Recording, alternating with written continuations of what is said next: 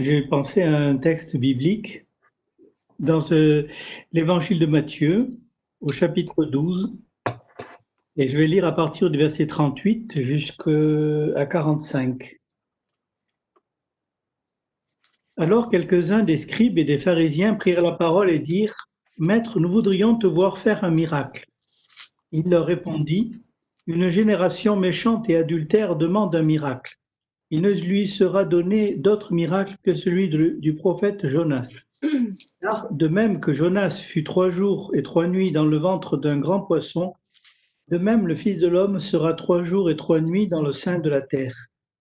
Les hommes de Ninive se lèveront au jour du jugement avec cette génération et la condamneront, parce qu'ils se repentirent à la prédication de Jonas. Et voici, il y a ici plus que Jonas. La reine du Midi se lèvera au jour du jugement avec cette génération et la condamnera, parce qu'elle vint des extrémités de la terre pour entendre la sagesse de Salomon. Et voici, il y a ici plus que Salomon. Lorsqu'un esprit impur est sorti d'un homme, il va par des lieux arides, cherchant du repos, et il n'en trouve point. Alors il dit: Je retournerai dans ma maison d'où je suis sorti. Et quand il arrive, il la trouve vide, balayée et ornée. Il s'en va et il prend avec lui 7 autres esprits plus méchants que lui, et ils entrent dans la maison et s'y établissent, et la dernière condition de cet homme est pire que la première. Il en sera de même pour cette génération méchante.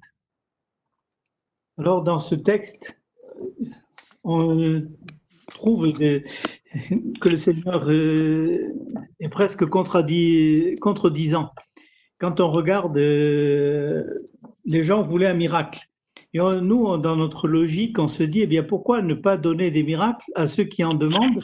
Cela les aiderait beaucoup à faire des progrès, à s'affermir, à affermir leur foi et à aller plus loin. Et en fait, notre logique n'est pas celle de Dieu. Nous voyons que le miracle va faire du bien à la personne et va lui faire faire des progrès. Mais les progrès que la personne fait en voyant des miracles, ce ne sont pas de vrais progrès. La personne se confie dans le miracle et ne se confie pas en Dieu. C'est le problème du peuple d'Israël. Ils voulaient voir un miracle, quelque chose voilà, quelque chose qui les étonne, leur fasse poser des questions. Mais un miracle aurait amené un autre miracle.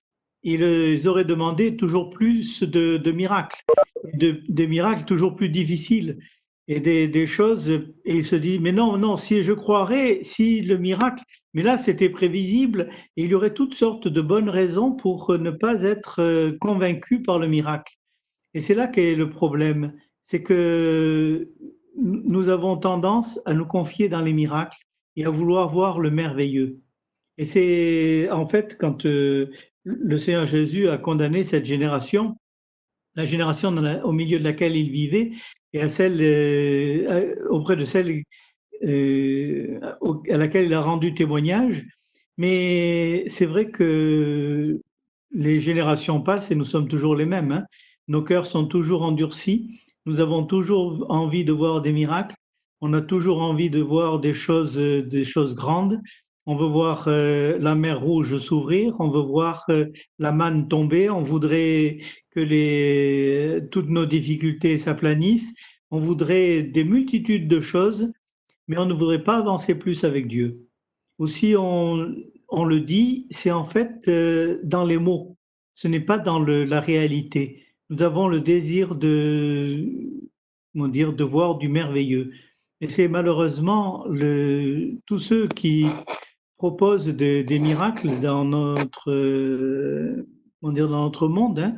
Il y a des religions à miracles, il y a des gens qui parlent de merveilleux, mais cela n'amène pas les gens plus loin avec Dieu. Cela amène plutôt à la superstition. Les gens se confient dans le miracle, se confient dans ce qu'ils ont vu, dans ce qu'ils ont touché, dans ce qu'ils ont pu constater avec leurs yeux. Parce que finalement, c'est la foi qui naît de la vue. Et tandis que la foi doit naître de plus profond et de plus loin que cela. nous sommes incorrigibles. C'est le peuple d'Israël et les Juifs de l'époque du Seigneur Jésus sont pas plus coupables que nous, parce que nous, on a toujours des recherches on veut entendre un grand prédicateur, on veut entendre des beaux messages, on veut entendre c'est toujours les mêmes motivations, les mêmes choses. Les Juifs de l'époque du Seigneur Jésus, c'était des miracles comme un boiteux qui marche ou un aveugle qui voit et des choses comme cela. Mais nous, on a le désir de bonnes réunions, on a le désir de beaux cantiques, on a le désir d'une bonne ambiance fraternelle. On a, mais en fait, on ne cherche pas vraiment le Seigneur dans tout cela. On cherche nos sensations, on cherche notre bien-être, on cherche notre émerveillement, on cherche une ambiance. Et c'est les réflexions souvent que nous avons à la fin d'une réunion. Prouve quelles étaient nos motivations. Beaucoup de gens disent, eh ben, il a bien parlé. On a entendu un beau message. On a été, comment dire, il sait bien parler, il sait bien dire les choses. Alors que normalement, eh bien, il devrait y avoir un changement de vie, un changement de cœur. Je me rappelle cette prédication, c'était au 19e siècle. Le prédicateur avait prêché et après la prédication, les gens se sont retirés de l'église en silence. Et en fait, la réflexion du pasteur, c'est de dire, voilà comment les gens doivent se sortir. C'est en silence, en se posant des questions, en se remettant en question. Tandis que souvent, eh bien, nous avons des approbations voilà, on est des amateurs de Jésus-Christ, des amateurs de beaux messages, des amateurs de bonnes réunions, des amateurs de vie chrétienne et de belles histoires chrétiennes, de toutes ces choses-là. Mais en fait, il nous manque l'essentiel. Et c'est le reproche que le Seigneur Jésus fait à cette génération.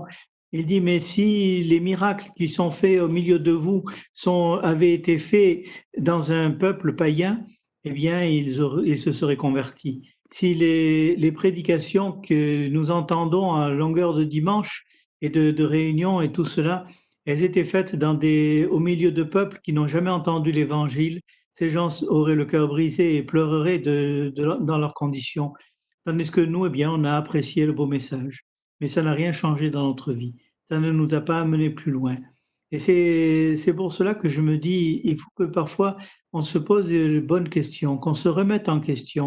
Parce que notre attitude face à l'Évangile n'est pas toujours conforme, pas toujours bonne.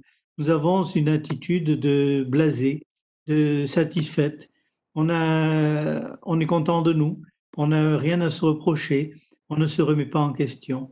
Et c'est tandis que quand les Jonas a prêché à Ninive, les gens se sont remis en question. La prédication que Jonas a prêchée était grande, mais beaucoup moins grande que la prédication du Seigneur Jésus au milieu du peuple d'Israël. Quand le peuple d'Israël et les Juifs de son époque ont entendu ce qu'il disait, eh bien, ils ont dit, oh, voilà, c'est parole d'un homme. C'est bien, on préférerait voir des miracles plutôt que d'entendre prêcher. Tandis que les gens de Ninive, du temps de Jonas, n'ont pas vu de miracle, mais ils ont entendu la prédication de Jonas et ils ont été brisés, ils ont été remis en question, et ils se sont convertis, ils se sont humiliés et il y a eu un changement de vie, il y a eu quelque chose qui s'est passé. Donc c'est quelques réflexions. Je pense que si le Seigneur Jésus revenait, eh bien, il nous ferait des félicitations et il nous dirait que peut-être nous entendons mal, ou nous n'entendons pas comme il le faut, ou notre cœur n'est pas assez disposé à entendre la parole. Nous sommes rassasiés, nous sommes comblés, nous avons tout, et en fait, il nous manque l'essentiel.